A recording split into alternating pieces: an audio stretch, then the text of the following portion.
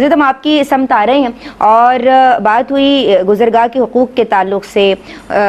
جشن آزادی منانے کے لیے قومی اور ملی تہوار کے موقع پر سائلنسر نکال لینا، ملی نغمے، نیشنل سانگز یا میوزک بہت تیز آواز میں لگا لینا، اس حوالے سے میری بہن نے کلام کیا، یا پھر یہ جو پرینکس کے حوالے سے کل بھی آپ نے کلام فرمایا تھا، آج کیا گفتگو فرمائیں گے؟ اللہ علیہ حبیب محمد وعلیہ علیہ وصحبہ وبارک وسلم۔ لیکن جہاں تک سائلنسر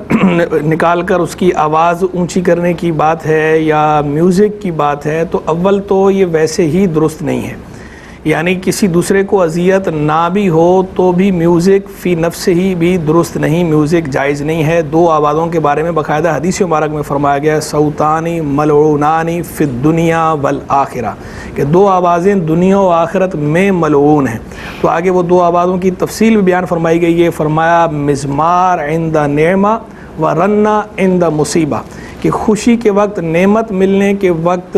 باجے کی آواز، باجا تاشا کوئی بھی جو انسٹرومنٹ ہوتا ہے آلات موسیقی میں سے کوئی آلہ، اس کی آواز، اور جس وقت مصیبت آئے تو مصیبت کے وقت رونے کی آواز، یعنی نوحہ کرنے کی، بین کرنے کی آواز۔ تو ان دو آوازوں کو ملعون قرار دیا گیا ہے، تو یہ تو ویسے ہی جائز نہیں ہے، یعنی کسی اور کو اذیت نہ بھی ہو تو اس کی ایجاد شرعاً نہیں ہے۔ اور پھر جب ساتھ یہ پہلو لائق ہو جائے کہ اکیلے میں اگر آپ جو ہے اس طرح کا میوزک چلا رہے ہیں، بجا رہے ہیں، آلات موسیقی چلا رہے ہیں، تو اجازت نہیں ہے آپ کو۔ چاہے جائے کہ یہ کہ آپ اتنی بلند آواز کے ساتھ اسے بجا رہے ہیں، چلا رہے ہیں کہ جس سے دوسروں کو اذیت ہو رہی ہے، جس سے صوتی آلودگی پھیل رہی ہے، جس سے دوسروں کو نقصان پہنچنے کا اندیشہ ہے، تو یہ بدرجہ اولا ناجائز ہے۔ یعنی اب اس کے اندر پھر عدم جواز کی دو وجہیں لائق ہو جاتی ہیں، اب یہ دو طرح ناجائز ہو جاتا ہے، یعنی ایک جرم کی بجائے اب یہ دو مستقل جرم ہو جاتے ہیں۔ ویسے بھی جرم تھا، لیکن جو انداز آپ نے اختیار کیا اس انداز سے یہ دو مستقل جرم ہو گئے، جی، تو اس کی اجازت شرعاً نہیں ہے۔